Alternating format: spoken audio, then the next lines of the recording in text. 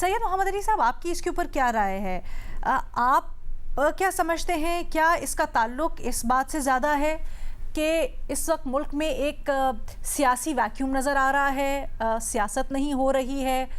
या आप समझते हैं जैसे फ़खर ने कहा कि हुकूमत को 1-1.5 साल और देना चाहिए ताकि खारजा इंसेंटिव इसको डोमेस्टिक इंसेंटिव में कर सके तब्दील, या आप समझते हैं कि बिल्कुल जैसे भट्टी साहब कह रहे थे कि इस गवर्नेंस हो ही नहीं रही है, कर नहीं पा रहे हैं?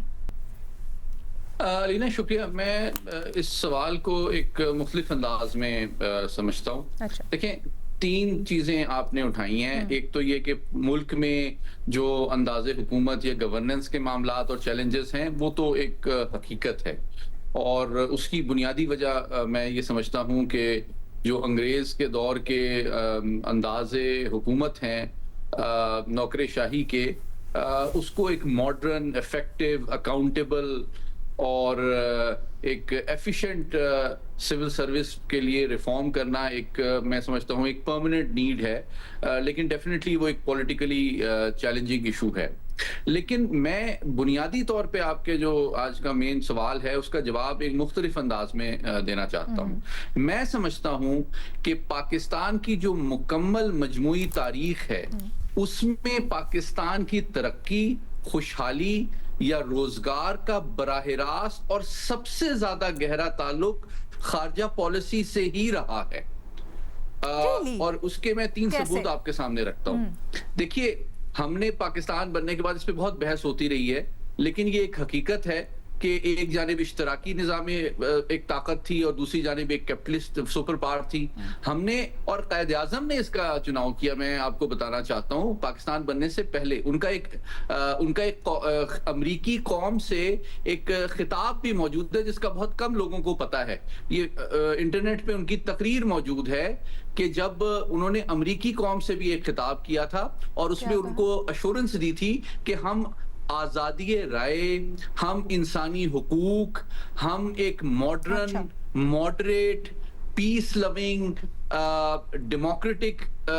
स्टेट बन रहे हैं और हम अमेरिका के साथ ताउन के ख्वाहां हैं। तो ये सिर्फ लियाकत अली खान की चॉइस नहीं थी जिसके बारे में ज्यादा बात की जाती है, और एक हकीकत थी कि हम एक कैपिटलिस्ट वर्ल्ड के पार्टनर बने थे, जिसके नतीजे में 60 और 50 की दहाई में जितनी यूनिवर्सिटीज बनी, जितनी इंडस्ट्री लगी, जितने बैंक्स आए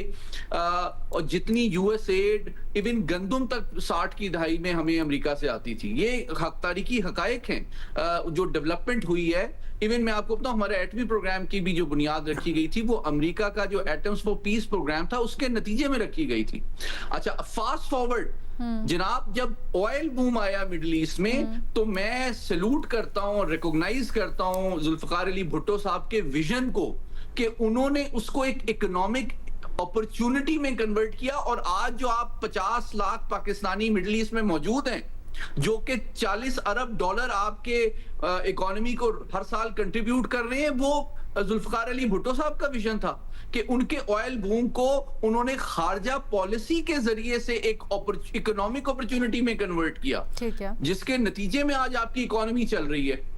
तीसरी बात, फिर आप देखें कि जो दौर आपके अमेरिका के साथ ताल्लुकात के आए, मैं उसकी दहशतगर्दी और दीगर एक्सट्रीमिज्म उन मामलात में नहीं जाता, लेकिन हकीकत ये है कि जो इकोनॉमिक असिस्टेंस प्रोग्राम 80s में आया और फिर वॉर एंड टेरर के दौरान आया, वो सबसे ज्यादा बड़ी एक इकोनॉमिक सपोर्ट अमेरिका की तरफ से आई। और ये भी हकीकत है कि आज भी पाकिस्तान की जितनी एक्सपोर्ट्स हैं उसकी सबसे बड़ी मंडी, सबसे बड़ी एक्सपोर्ट मार्केट अमेरिका ही है, और 6-7 अरब डॉलर आप कमाते हैं सिर्फ अमेरिका को एक्सपोर्ट करके। और पाकिस्तान का हर ताजिर और हर टेक्सटाइल ओनर चाहता है कि उसकी एक्सपोर्ट्स जो है अमेरिका की जानिब बढ़े। तो एक पहलू ये है। अब क्विकली मैं आता हूं, ये जो हमने स्टेटस पूरी दुनिया में हासिल किया है एक आलमी अमन के अलमबरदार की शक्ल में, मैं समझता हूं इसमें भी बहुत जबरदस्त अपॉर्चुनिटीज हैं। और मैं आपके प्रोग्राम के तवस्सुत से आपको खबर भी दे रहा हूं कि ऑलरेडी सऊदी अरब के साथ 10 लाख मजीद पाकिस्तानियों के रोजगार के मौके का हदफ तय पा चुका है, और हम 10 लाख मजीद पाकिस्तानियों को रोजगार के लिए सऊदी अरब जो है इंशाल्लाह अगले चंद सालों में भेजेंगे। तो हमने जो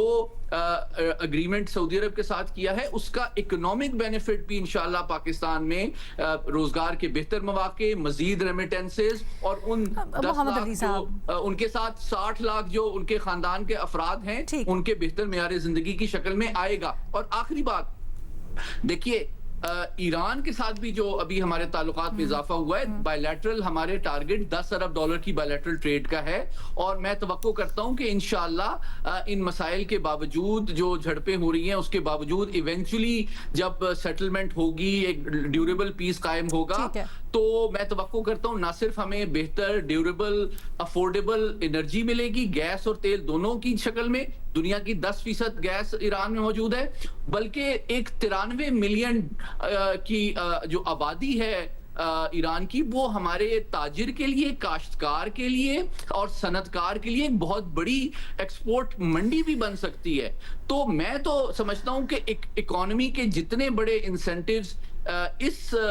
जंग में पाकिस्तान के अमन के कंट्रीब्यूशन के बाद आ रहे हैं, मैं समझता हूं इतना पहले कभी भी पॉसिबल इस वजह से नहीं था। सैयद मोहम्मद अली साहब, बहुत दिलचस्प आपने राय पेश की है, बहुत दिलचस्प आपने जाविया पेश किया है।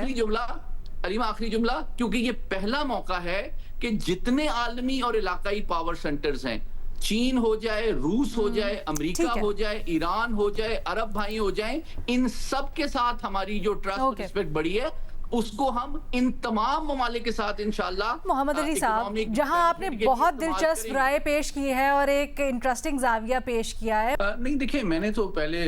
अपने इब्तदाई कलमात में बिल्कुल इसको वाजे किया था कि देखें ये तीनों चीजें डिफरेंट हैं। मेरा बुनियादी आर्गुमेंट ये था कि खारजा पॉलिसी को पाकिस्तान ने हमेशा अपने माशी मसाइल के हल के लिए और अपॉर्चुनिटी क्रिएट करने के लिए इस्तेमाल किया है। और ये एक माशाल्लाह मतलब 50 की हुकूमत हो, 60 की हुकूमत हो, 80s की हो, 9/11 के बाद हो या आज हो, हमारी फॉरेन पॉलिसी हमेशा से बहुत जबरदस्त रही है। लेकिन ये जो दौर है इसमें बुनियादी फर्क ये है कि हम किसी एक ताकत का चुनाव किसी दूसरी के खिलाफ दुश्मनी के लिए नहीं कर रहे। हम कोई रूस को नाराज नहीं कर रहे अमेरिका के करीब जाके, हम चीन और अमेरिका में भी बैलेंस कर रहे हैं, हम ईरान और अरब मालिक में भी बैलेंस कर रहे हैं, जिसके नतीजे में हम सबके लिए रेलेवेंट और एक्सेप्टेबल भी हैं, पाकिस्तान भी, पाकिस्तानी ताजिर भी, पाकिस्तानी वर्कर भी, और वो हमें भी एक बेहतर इन्वेस्टमेंट के लिए देखते हैं। लेकिन मैं इस बात से अग्री करता हूं कि देखें, हमें ईज ऑफ डूइंग बिजनेस करना है, हमें रेड टेपिज्म को खत्म करना है, हमने एनर्जी की जो कॉस्ट है उसको अपनी इंडस्ट्री और अपने कंज्यूमर के लिए भी कम करना है। और ये वो डेफिनेट हमने टैक्स जो नेट है उसको बढ़ाना है, प्राइवेटाइजेशन जो स्टेट ओन्ड एंटरप्राइजेस जो कि परफॉर्म नहीं कर रही उनको करना है। ये डेफिनेटली बहुत प्रायोरिटी बेसिस पे करने की जरूरत है, ताकि ना सिर्फ ये कि अवाम के मसाइल हल हों, उनकी सर्विस डिलीवरी बेहतर हो, जो सरकारी इदारे हैं उनकी अकाउंटेबिलिटी और ट्रांसपेरेंसी बेहतर हो, और आलमी बरादरी और इन्वेस्टर का भी एतमाद बेहतर हो। मैं इससे बिल्कुल अग्री करता हूँ। सही है। महमल, देखिए लीना, मैंने पहले भी बात ये की थी कि इस जो हमने फॉरेन पॉलिसी के ऊपर जो हमें कामयाबी हुई है, जो हमें इंटरनेशनल रिकग्निशन मिली है, उसका ऑब्वियसली वो ट्रांसलेट करेगी इकोनॉमिक बेनिफिट्स में इवेंचुअली। और जो मोहम्मद अली साहब ने एक्चुअली बात की है बड़ी अहम है कि देखें, हमारी चाइना से जितनी कुर्बत है उसके बावजूद हमारे अमेरिका पे भी ये इन्फ्लुएंस थी कि हम मीडिएट कर सके। फिर ये है कि ईरान जो हमारा नेबर है, हालांकि वो हमारा जो है गल्फ कंट्रीज के साथ एक और तरह का, और खासतौर पे सऊदी अरेबिया के साथ जिस तरह का हमारा करीबी ताल्लुक है, उसके बावजूद ईरान के साथ भी हमने मीडिएट करके हमने सऊदी अरेबिया को भी जो है जिस तरह उन्होंने भी एक रिस्ट्रेंट का शो किया, उससे सब से ये नजर आता है कि हमारे ताल्लुकात ओवरऑल इन सब में इस तरह के हैं। हमारी जो है एक से है इन सब के साथ, तो हमारे उसका ऑब्वियसली इकोनॉमिक बेनिफिट होगा। लेकिन जो मैंने आपको लीना बात की जनरली, देखिए इकोनॉमिक तो हमने माशी चीज तो हमने कहा कि हाँ लॉन्ग टर्म में हमें इन चीजों, बट उसके लिए बड़ी अहम बात है जब आप ये कहती है ना सियासी ना मसला पॉलिटिकल है, सियासी है, जो इंटरनली वो जब तक हमारे सियासतदान, मैं ये दोबारा कहूंगा, मैं आपको मालूम है मैं ये हमेशा से ये समझती हूँ कि जो भी आपने जिस तरह पहले भी कहा कि एक एनिमोसिटी, नफरत के ऊपर पर्सनल वो एक होगी है सारा कुछ, ये इस सब को पीछे छोड़ के अगर हमारे सियासतदान ये समझते हैं कि उन्होंने रेलेवेंट भी रहना है और जमहूरियत को कैसे भी वापस लाना है, देखिए टाइम लगेगा, मैं ये नहीं कह रही साल में होगा, 2 साल में होगा, 5 साल 10 साल में टाइम फ्रेम नहीं दे सकती, क्योंकि जितनी हाइब्रिड स्ट्रांग होगी है उसको ऑब्वियसली अंडू करने में वक्त लगता है। अच्छा, अब ये इंटरेस्टिंग नहीं होगा जब तक ये इकट्ठे नहीं होंगे रीना, और अगर ये नहीं इकट्ठे होंगे, और ये इसलिए नहीं इकट्ठे होंगे कि हमने नहीं होना है, क्योंकि हमें तो अब एक दूसरे की जहां महमल जो आप बात कर रही हैं वो बिल्कुल सही बात